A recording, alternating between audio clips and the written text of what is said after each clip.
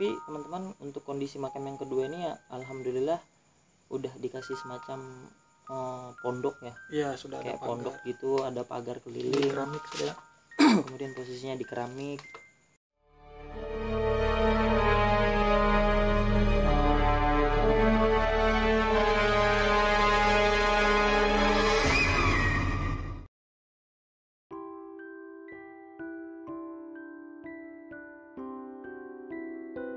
Makam yang ketiga ini tidak jauh dari makam yang kedua. Ya. Jadi kita sekitar maju sedikit ke arah kampung Bangun. Jadi lokasi makam yang kedua ini kebetulan lokasinya bersamaan sama pemakaman umum. Cuma tetap ciri khasnya makam Raja-Raja Berau itu, kalau daerah lain saya kurang tahu, ciri khasnya makam Raja Berau itu pasti tetap di paling atas. Nah, jadi pengalaman kita kemarin, sebelum kita dapat pemakamannya ini, kita juga sempat tanya juga sama warga lokal di sana. Kita akhirnya diberitahu juga, akhirnya dapat juga dengan mudah dilancarkan lah kita menuju ke makam yang ketiga ini juga. Jadi kalau untuk makam yang ketiga ini yang mau saya sampaikan mungkin dari sisi akses jalan sih.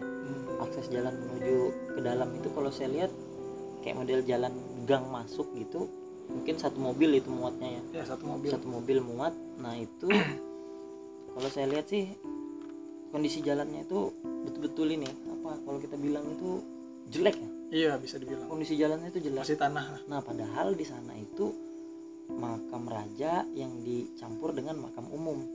Kalau kita mikir kan gini, kalau seandainya makam umum ada di sana, susah sekali akses orang ketika mau membawa jenazah kalau mau mengubur di sana, karena itu jalanan juga, itu rusak ya bro.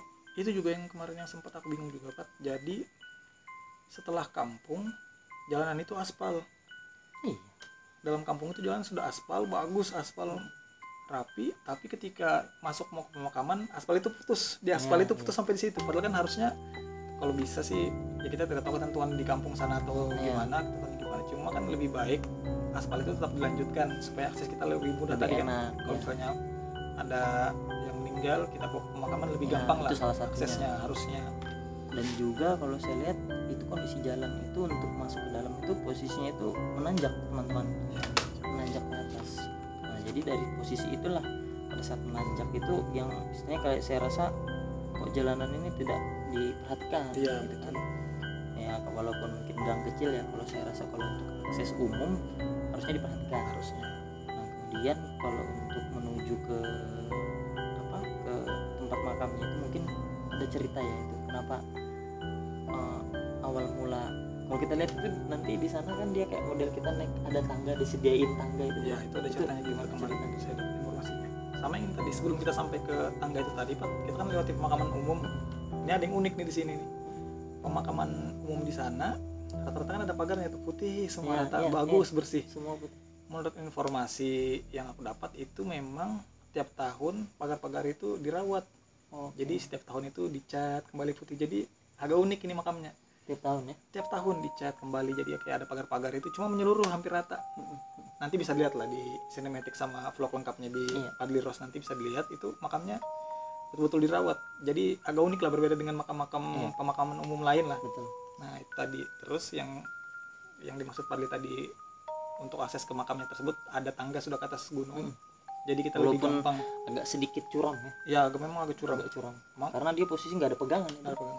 Itu juga tadi kalau misalnya ada tangga mungkin kita kesulitan untuk naik ke atas. Sangat sulit. Nah, jadi menurut ceritanya kemarin ada orang bernazar di makam tersebut, di makam raja tersebut ada orang bernazar. Terus dia bernazar, akhirnya nazarnya terpenuhi lah.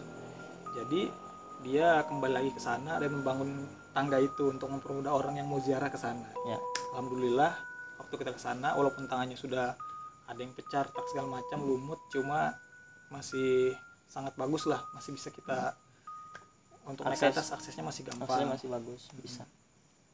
Gimana pas gitu melihat keadaan makamnya, gimana Pak makam yang kedua ini? Kalau makam yang kedua ini, ya jadi begini teman-teman, kalau dari semua makam sih, makam yang ketiga ini. Oh ketiga ya? Ketiga ini, ketiga. Makam yang ketiga ini, saya dari sisi horornya menurut saya ini lebih horor ini. Nggak tahu kenapa begitu saya melihat makam ini kayaknya ini kayaknya lebih horor menurut saya. Kenapa lebih horor? Yang pertama memang itu kan kita masuk kayak model masuk ke dalam hutan lah ya itu ya. Iya, hutan. Masuk ke dalam hutan, kemudian kita melewati makam. Tepat di pinggir sungai. Tepat di pinggir sungai itu, teman-teman. Jadi begitu kita masuk ke dalam makam itu, kita melewati makam dulu, terus kita naik ke atas. Nah, pada saat naik ke atas itu, ini jujur aja saya itu memperhatikan kondisi alam pada saat itu. Kami begitu sampai itu pada saat perjalanan, kondisi alam itu ya bisa dibilang itu memang agak mendung, cuman posisinya panas, matahari itu terbit. Iya, iya. Nah, yang saya rasakan itu pada saat begitu naik tangga sampai di puncak, itu angin jadi kencang. Kemudian yang kedua, posisi langsung mendung, gelap. Pokoknya berangin kencang dan mendung, intinya itu. Tapi ya karena niat kita tadi baik, kita nggak ada apa. Begitu kami turun sampai di mobil, Reda ya. itu yang tadi saya lihat cuaca itu mendung, gelap, terus berangin itu tiba-tiba hilang.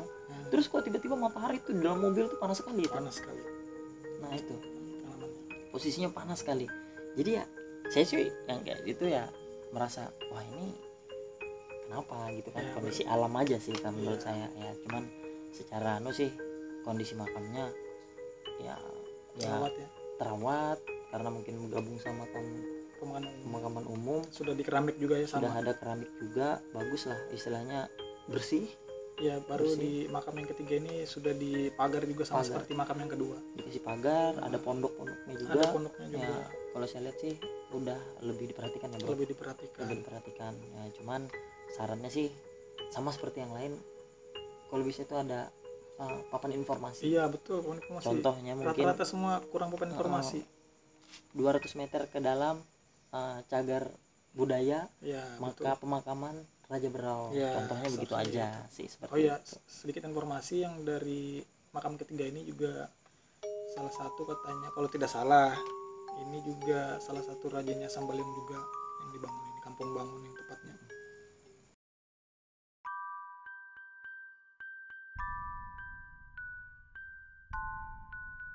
Jadi untuk makam yang keempat ini sebenarnya kita tidak berlama-lama ya bro, karena ini kita kalau di channel saya itu kita masukkan beda hari kalau nggak salah ya.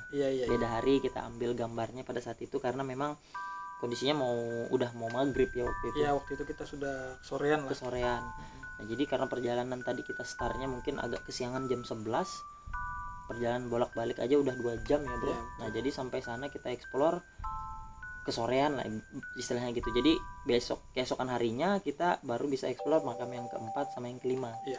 Dan alhamdulillah ketemu dengan mudah juga dan dimudahkan lah. Nah untuk makam yang keempat ini mungkin mudah-mudahan aja untuk masyarakat yang ada di Berau ya, ataupun dari luar wisata yang mau melihat, para wisatawan bisa bisa dengan mudah mengakses makam ini. Karena makam yang keempat dan kelima ini terletak di dalam kota ya. Di dalam kota. Ya lebih gampang lah. Cuma tetap itu tadi papan informasinya kurang. Itu aja. Masih belum ada papan informasi mengenai makam tersebut, masih kurang. Dan kalau bisa dibilang kalau saya pribadi makam yang keempat ini terletak di Jalan SMA Minudin ya. SMA Minudin. Kalau saya dari pribadi makam ini memang kurang terawat lah. Ya. Kalau bisa dibilang kurang terawat. Makamnya itu bagus sih sebenarnya, fasilitasnya ada, sudah dipagar supaya orang ya lebih hati-hati lah kan, supaya tidak ada binatang liar segala macam, sudah dipagar. Cuma memang keadaan di dalam pagar ya bisa dibilang, padahal bisa lihat juga lagi mana keadaan di dalam, rumput tinggi, kurang ada yang merawat lah. Karena kalau saya lihat sih itu makam itu gabung sama satu areal bangunan ya, nggak usah saya sebut bangunan apa ya, kantor ataupun kantor instansi apa, dia satu area itu kayaknya. Jadi kalau kita lihat itu kayak gedung, kemudian kita jalan lewat samping, terus tuh di belakang itu dikasih pagar aja gitu, nempel di belakang gedung. Nah gitu ya bro ya kemarinnya. Cuma itu tadi keadaannya miris memang. Iya miris sih. Itu makam yang keempat itu memang agak sedikit ya, karena di dalam kota saya rasa harusnya itu diperhatikan lah ya. Harusnya diperhatikan. Lebih memprihatinkan lah makam yang ini kondisinya. Sebenarnya sih makam yang keempat ini kawan-kawan dia itu lebih di perkarangan rumah warga juga. Iya, pekarangan. di penggarangan rumah warga. Nah cuman sih saran dari kita sih itu aja sih, kalau memang bisa papan informasi sama seperti yang lain. Iya. Papan informasi, dan yang utama sih mungkin ada tadi saran kita akses jalan ya bro. Iya. Seperti yang di makam yang pertama yang kedua juga, pertama kedua ketiga ya akses jalannya lah ya. Sebenarnya makam keempat ini dari tepi jalan juga masuknya tidak begitu jauh lah Pak. Gak jauh, itu kurang lebih 50 meter. Iya, sekitar itu mungkin. Cuma itu tadi papan informasinya. Nggak ya. Jadi kalau walaupun orang lewat situ pasti nggak bakal ada yang nyangka kalau di sana ada makam raja sebenarnya. Betul. Karena posisinya itu tadi minimnya informasi juga. Iya. Itu aja sih.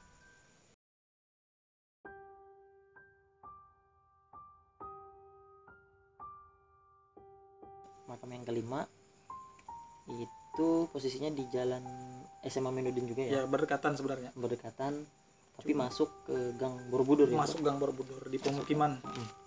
Nah kalau ini memang pure masuk ke pemukiman warga ya, kayak model melewati gang-gang kecil, kemudian itu rapat rumah, dan juga di situ memang pemukiman warga lah, pemukiman warga. Kalau bisa dibilang itu ya bertetangga dengan warga kayak gitu. Betul. Wah, makam itu. Nah tapi untuk yang kelima ini saya betul-betul apresiasi lah. Karena di makam yang kelima ini makam ini betul-betul dikasih pagar tinggi, kemudian dirawat, dikasih gapura di depannya, dikasih pagar besi ya bro. Iya betul. Dikasih gembok, diperhatikan sih kalau saya lihat. Itu juga kita malah di makam yang kelima ini malah nggak bisa masuk ya. Iya. Kita ziarahnya jadi memberi doanya dari luar makam karena memang pagarnya digembok. Jadi nanti di vlog kami itu, di vlog saya itu video itu saya cuma bisa rekam dari depan aja ya teman-teman, karena kita nggak bisa masuk. Tapi alhamdulillah bisa sampai ke sana, bisa silaturahmi dan ziarah, dan bisa mengirimkan doa pada saat itu walaupun dari depan ya bro. Kayak gitu sih. Harapannya sih dari kita ya bro, selaku YouTuber yang membuat konten video tentang ziarah makam ini, hal positif yang kita ambil mungkin sesuatu yang bersejarah seperti ini setidaknya diperhatikan lah ya. Diperhatikan ya, entah itu mungkin dari pemerintahnya ataupun dari warga sekitar, ya diperhatikan lah, merawat. Dan juga ya seperti yang kami kasih saran tadi, mudah-mudahan bisa terrealisasikan lah ke depan. Itu aja sih. Mungkin kalau dari kita review makam Raja yang ada di Berau tadi sebenarnya ada banyak ya Pak. Banget. Ada banyak, cuma kita bisa review beberapa, mungkin review singkat juga. Untuk nanti vlog lengkapnya perjalanan kita dari makam yang pertama sampai yang kelima bisa langsung cek channelnya Padli Ros. Jika ada saran ataupun kritik bisa langsung dikasih info ke email ataupun komentar dari YouTube langsung di channelnya Hikayat Malam ataupun di channel saya. Sebisa mungkin pasti kita balas. Karena saran dan komentar teman-teman semua itu sangat membantu kita untuk memberikan perbaikan terkait video kita juga ya bro. Ataupun misalnya ada saran atau informasi yang kurang pas dari kita tentang makam ini, bisa komen atau email kita langsung. Pasti sebisa mungkin pasti kita balas. Pasti kita balas. Intinya sih dari kami berdua membuat konten ini, pure konten ini dengan maksud yang baik dan tujuan yang baik. Mudah-mudahan cagar budaya yang ada di Berau ini di masa prasejarah dulu itu bisa dikenal ya. Bahwa itu ada di Berau ya bro. Bisa dilestarikan. Bisa jadi tempat wisata lah. Wisata religius, bisa jadi ibaratnya untuk semua warga Berau yang nonton video ini bisa tahu lah paling tidak tempatnya di mana, lokasinya di mana. Terus bisa tahu juga lah, bisa untuk edukasi juga ke anak-anak juga kalau di Berau ternyata pernah ada sebuah kerajaan yang berdiri. Ini makam raja ini adalah salah satu bukti keberadaan mereka lah, keberadaan kerajaan mereka. Mungkin itu aja teman-teman Iqmal. Videonya sampai di sini dulu. Untuk vlog lengkapnya langsung ke channel Padli. Assalamualaikum warahmatullahi wabarakatuh.